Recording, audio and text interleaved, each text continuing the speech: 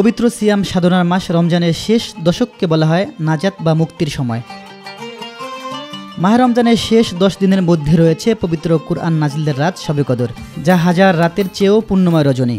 তাই এ সময় হযরত মুহাম্মদ সাল্লাল্লাহু আলাইহি ওয়াসাল্লাম ইতিকাফ বা ঈদ চাঁদ দেখা অবধি দিবারাত্রি মসজিদে অবস্থান ইবাদত বন্দেগীতে কাটাতেন। তারই অনুসরণ করেন ধর্মপ্রাণ মুসলমানগণ। রমাদানের শেষ দশকে রাসূলুল্লাহ সাল্লাল্লাহু আলাইহি ওয়াসাল্লাম লাইলাতুল কদর খোঁজার জন্য ইতিকাফ করতেন। প্রথমে নবীজি প্রথম দশক ইতিকাফ করলেন। বলা হলো যে আপনি যা খুঁজছেন তা সামনে। তিনি মধ্য দশক ইতিকাফ করলেন। বলা হলো জিবরিল আলাইহিস সালাম বললেন যে আপনি যা খুঁজতেছেন তা আরও সামনে আছে। তখন রাসূল সাল্লাল্লাহু আলাইহি ওয়াসাল্লাম বললেন তাহাররাউ লাইলাতুল কদরি ফিল ভিতরি মিনাল আশরিল আওয়াখিরি মিন রমাদান, তোমরা লাইলাতুল কদরকে রমজানের বেজুর রজনীতে খুঁজো। এবং লাইলাতুল কদর খোঁজার জন্যই মূলত এই ইতিকাফ রাসূল সাল্লাল্লাহু আলাইহি ওয়াসাল্লাম করতেন। কুরআন হাদিসের বর্ণনা অনুযায়ী রমজান মাস হলো আল্লাহ তাআলার আনুগত্য ও ইবাদতের বসন্তকাল এবং ক্ষমা ও জাহান্নাম থেকে মুক্তির মৌসুম।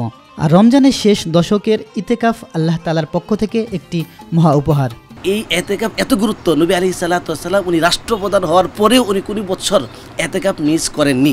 যদি এক বছর কোনো কারণে মিস হয়েছে সেটা পরের বছর আবার কাজা করে দিয়েছেন। ফজিলত হলো দুনিয়ার সকল ব্যস্ততা থেকে ত্যাগ করে আমরা শুধুমাত্র আল্লাহর সন্তুষ্টির জন্য আমরা এতেকাফে আসি, এতে আল্লাহ পাকের নৈকট্য লাভ হয়, আল্লাহর সাথে সম্পর্ক হয়। ইসলামী বিশেষজ্ঞগণের মতে একটি সমাজে যদি একজনও মসজিদে ইতিকাফ না করেন তাহলে সেই সমাজে সবার উপর দায় বর্তাবে। মহল্লা এক মসজিদে আমরা যে কত মুসল্লি নামাজ আদায় করি, মহল্লাবাসীর পক্ষে যদি মুষ্টিময় কিছু লোক এই সুন্নাহ কাজ আদায় করে, ইবাদত আদায় করে, তাহলে সকলের পক্ষ থেকে আদায় হয়ে যাবে। তবে কাজটা সুন্নতে মুআক্কাদা। সবারই প্রার্থনা আত্মশুদ্ধি এবং আল্লাহর সন্তুষ্টি আসুক সিয়াম সাধনায়। মোহাম্মদ ইলিয়াস, মাই টিভি, ঢাকা।